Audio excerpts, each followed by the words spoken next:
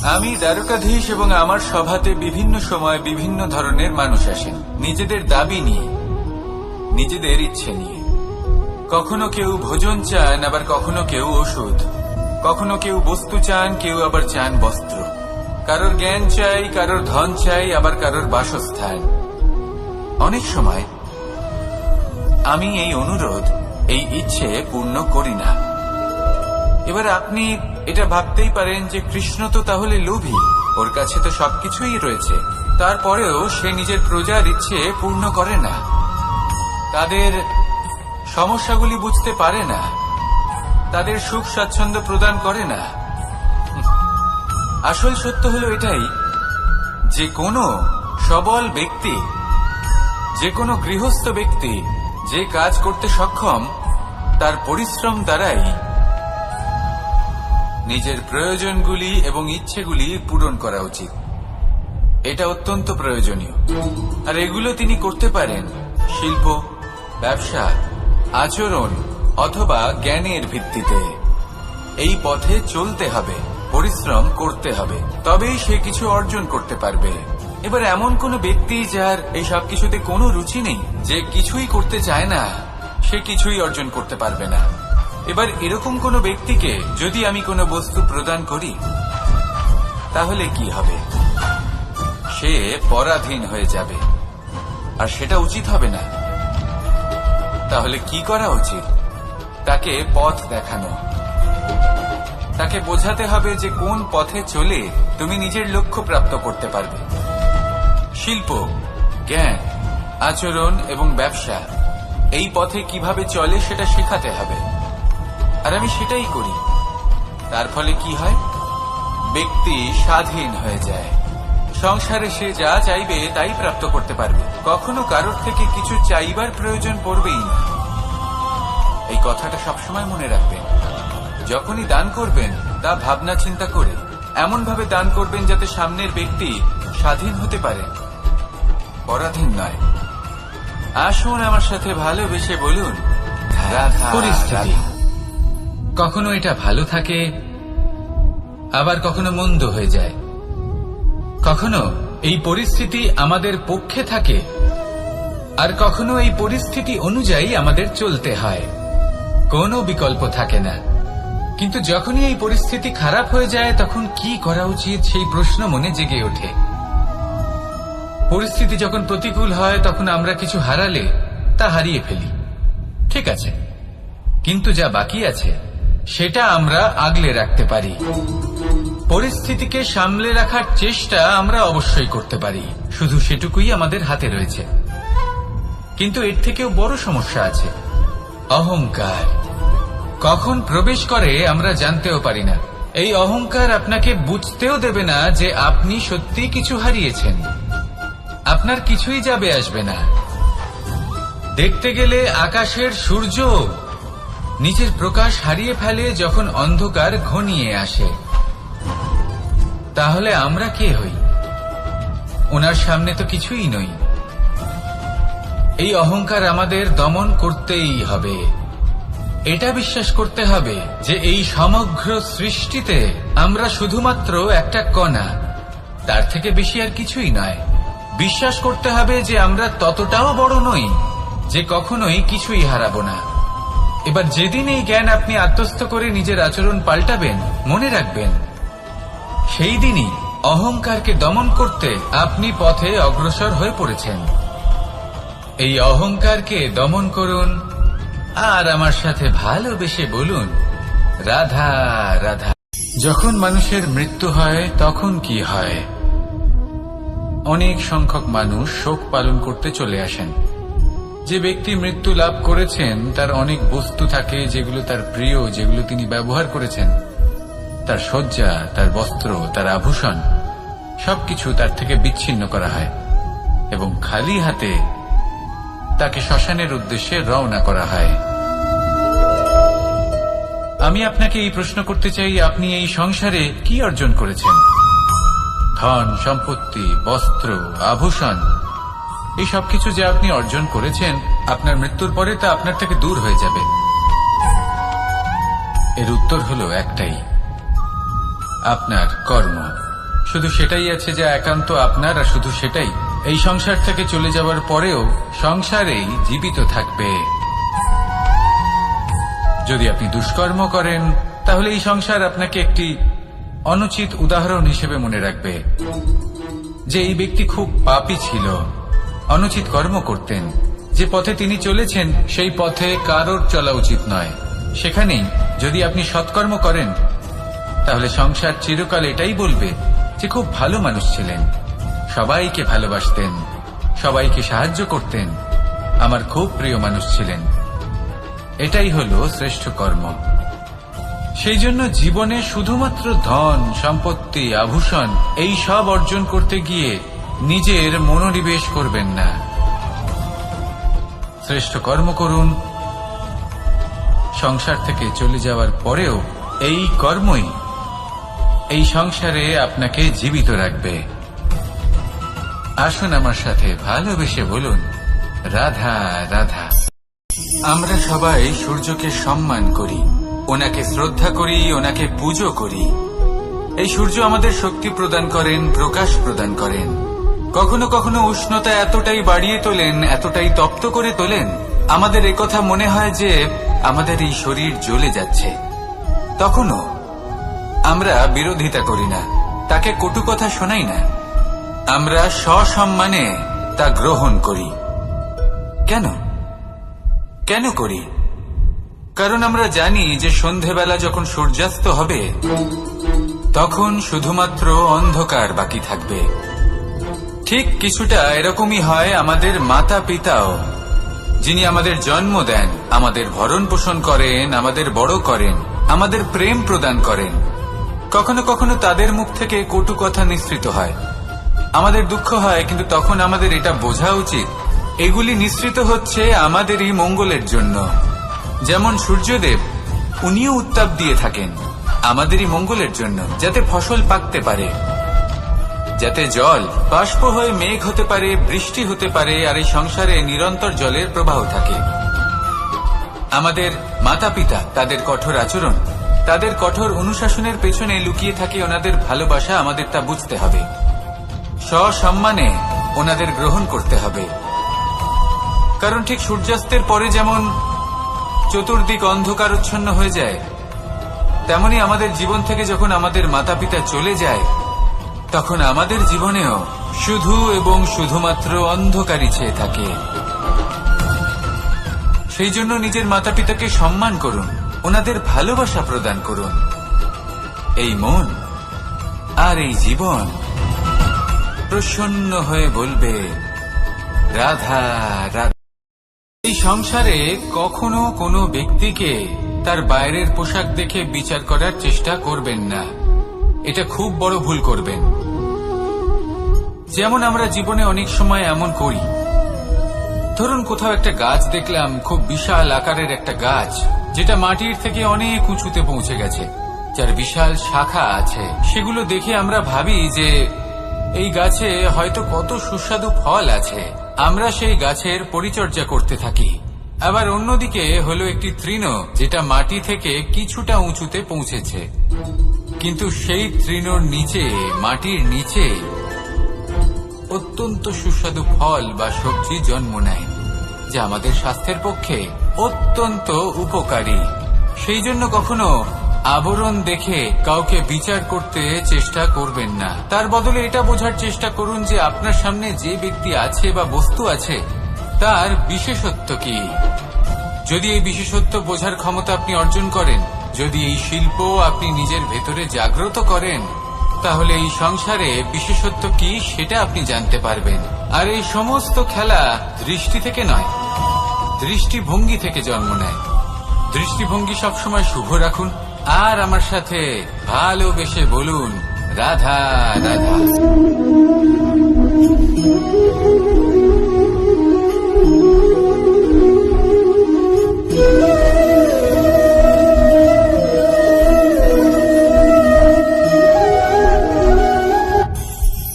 মানুষ কতটা বিচিত্র হতে পারে, সব সময় স্বপ্ন দেখতে থাকে যে কাল আমি এটা করব, কাল আমি ওটা শুরু করব, কাল আমি ওটা সম্পন্ন করব। এই যে কাল শব্দটা, এই কাল অত্যন্ত বিচিত্র এক শব্দ। আমরা সবসময় এটাকে আসতে দেখতে পাই, কিন্তু এটা আসাতে বর্তমানে পরিণত হয়। আবার আজ নতুন কাল দেখতে পাই, তার জন্য অপেক্ষা করি যখন সেটা সামনে আসে, বর্তমানে পরিণত হয়। এই কাল সবসময় একটা মিথ্যে সান্ত্বনা দেয় যে সে আসছে, কিন্তু সে কখনোই আসে না। যেটা আপনার হাতে রয়েছে তা হলো আজ, বর্তমান। তাই যা করার আছে, যা সম্পন্ন করতে চান, যা শুরু করতে চান, আজ করুন, বর্তমানে করুন। কারণ আজ আপনি যা করবেন সেটাই আপনার ভবিষ্যৎ নির্ধারিত করবে। ভবিষ্যতের বিষয় ভাবতে থাকলে ভবিষ্যৎ সুন্দর হবে না। আজ কর্ম করতে হবে। তাই আজ বর্তমানে জীবনযাপন করুন, কর্ম করুন, আর আমার সাথে ভালোবেসে বলুন, রাধা রাধা। পঞ্চম তত্ত্ব, আকাশ, নব, বিয়ম। আসলে কোনো ভ্রম নাকি সত্য? ভ্রম তো হতে পারে না, কারণ ভ্রমের মধ্যে কেউ বাঁচতেই পারে না।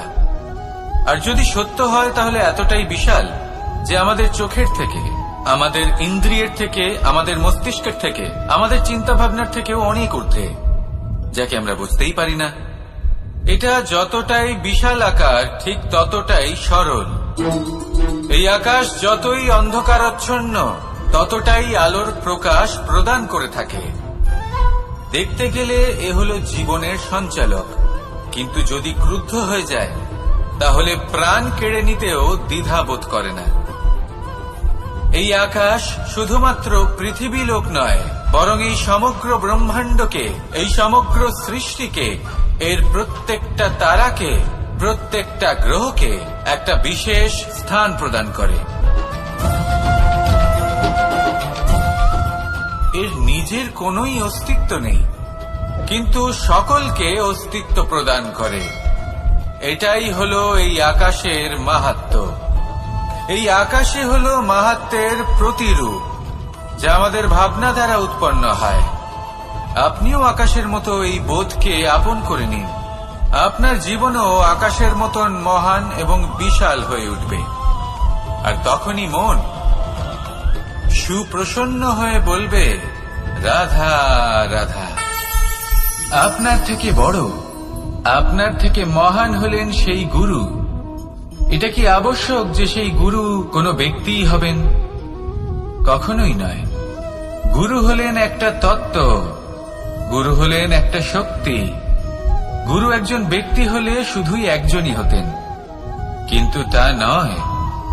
গুরু হলেন একটা অনুভূতি, গুরু হলেন শ্রদ্ধা। গুরু তিনি যিনি আপনার ব্যক্তিত্বের পরিচালক হন। গুরু তিনি যিনি আপনার ব্যক্তিত্বের নির্মাতা হন। আপনি কখন, কোথায়, কোন স্থানে, কি রূপে গুরু লাভ করবেন আর কি শিক্ষা লাভ করবেন তা নির্ভর করছে আপনার মানসিকতার উপর, যে আপনি সকলকে কিভাবে আপন করে নিতে পারেন। যদি আপনি গুরুকে আপন করতে চান, জ্ঞানকে আপন করতে চান, তাহলে আপনার মধ্যে শ্রদ্ধা জাগ্রত করতে হবে, সামর্থ্য জাগ্রত করতে হবে। আপনি গুরু এবং জ্ঞানকে আপন করে নিতে পারলে তা এমনিই আপনাকে মহান করে তুলবে। তাহলে আসুন আর আমার সাথে ভালোবেসে বলুন, রাধা রাধা। এই সংসারে এমন কিছু মানুষ আছেন যাদেরকে আপনার ভালো লাগে, তারা আপনার প্রিয়। আমরা চাই ওনারা আমাদের কাছে থাকুন, আমরা ওনাদের কাছে থাকি। এবার সেই ক্ষেত্রে আমরা তাদের ভালো ভালো উপহার দেওয়ার চেষ্টা করি, কারণ ওনারা হলেন আমাদের প্রিয়। আর তার বদলে আমরা আশা করে থাকি যে ওনারা আমাদের একটু সম্মান করবেন। এবার এই মানুষজন যারা আমাদের প্রিয়, এদের আমরা একটা উপহার দিই। সোনা দিয়ে থাকি, আভূষণ দিয়ে থাকি, হিরে মুক্ত দিয়ে থাকি। কিন্তু যদি ভেবে দেখি, এই সবকিছুরই একটা মূল্য আছে। ভেবে দেখুন, আপনি কি তাদের এমন কোনো উপহার দিতে পারেন যা কিনা অমূল্য? তা এরকম উপহার কি হতে পারে? ঠিক বলেছেন আপনি, প্রেম। এই প্রেমই হলো অমূল্য, কারণ মন থেকে এর উৎপত্তি হয়।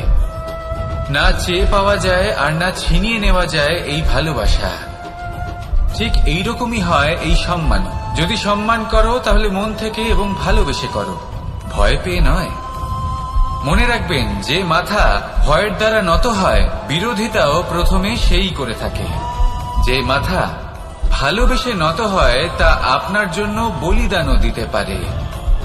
এই সংসারের সব থেকে বড় উপহার, সব থেকে বড় বরদান এই প্রেম এবং সম্মান। তাকে সম্মান করুন আর আমার সাথে ভালোবেসে বলুন, রাধা রাধা। কখনো কোনো চাতককে দেখেছেন? একটা চাতক বর্ষার জন্য অপেক্ষা করে, সেই বর্ষার জলে নিজের তৃষ্ণা নিবারণ করে, নয়তো সারা বছর তৃষ্ণার্ত থেকে যায়। ও আকাশের দিকে তাকিয়ে থাকে আর অপেক্ষা করে যে কবে বর্ষা হবে আর কবে আমি আমার তৃষ্ণা নিবারণ করব। সেখানে অন্যদিকে একটি কাক বা একটা পায়রা, এরা কি করে? যেখানে জল পায় পান করে নেয়, যেখানে খাবার পায় খেয়ে নেয়, আত্মীয় স্বজন বন্ধু বান্ধব যাকেই পায় তার সাথে সময় কাটায়, খাবার খায় আর চলে যায়। এবার এদের মধ্যে মিল কোথায় আর পার্থক্য কোথায়? দুজনের কাছেই ডানা রয়েছে, দুজনেই উড়তে পারে। এই আকাশ হলো ওদের, খাবারের দানা ওদের। পার্থক্য হলো তাদের অভিলাষায়, পার্থক্য হলো তাদের আকাঙ্ক্ষায়, পার্থক্য জীবন যাপনের ধরনের। এবার যত বেশি আকাঙ্ক্ষা থাকবে, যত দামি জীবন যাপন করার ইচ্ছে থাকবে, তত বেশি কষ্ট আপনাকে সহ্য করতে হবে। আবার অন্যদিকে জীবন যত সরল হবে, জীবন যাপন যত সরল হবে, সমস্যা ততটাই কম হবে। তাই সবসময় চেষ্টা করবেন আপনার মানসিকতা এবং আপনার জীবন যেন সরল হয়।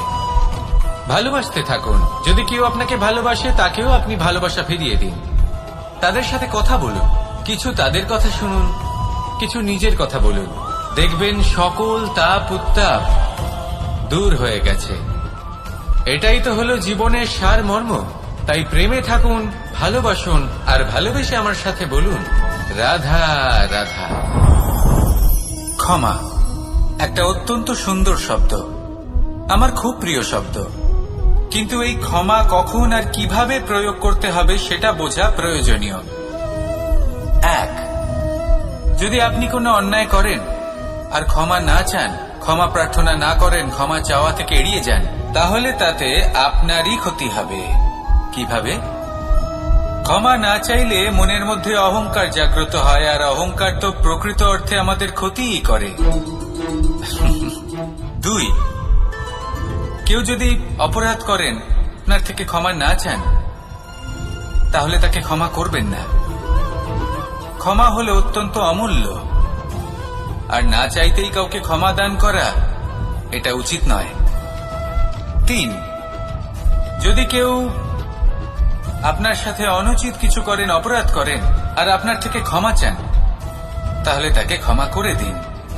তাতে আপনার অন্তরের করুণাবোধ জাগ্রত হবে, প্রেম জাগ্রত হবে, আর তা আপনার জন্য শুভ হবে। চার, যদি আপনি নিজে কোনো অপরাধ করেন, তাহলে অবশ্যই ক্ষমা চাইবেন। তাতে আপনারই লাভ হবে। কিভাবে? সামনের ব্যক্তি আপনাকে ক্ষমা করুক বা না করুক, আপনার অন্তরের অহংকার ক্ষীণ হবে, আর এই মন আরো নির্মল হয়ে উঠবে। এই ক্ষমা অত্যন্ত অমূল্য, ভেবেচিন্তে একে ব্যবহার করুন, আর আমার সাথে ভালোবেসে বলুন, রাধা রাধা। একবার একজন গুরু তার শিষ্যদের পরীক্ষা নিচ্ছিলেন। উনি ওনার প্রত্যেক শিষ্যকে একটি করে পাখি দিয়ে বললেন সেই পাখির বলি দিতে হবে, কিন্তু এমন এক স্থানে যেখানে কেউ তাদের দেখতে পাচ্ছে না। প্রত্যেক শিষ্য নিজের যাত্রা শুরু করল। কেউ ঘন বনে প্রবেশ করল, কেউ অন্ধকার গুহায় প্রবেশ করল, কেউ দূরে কোনো পর্বতের শিখরে পৌঁছে গেল।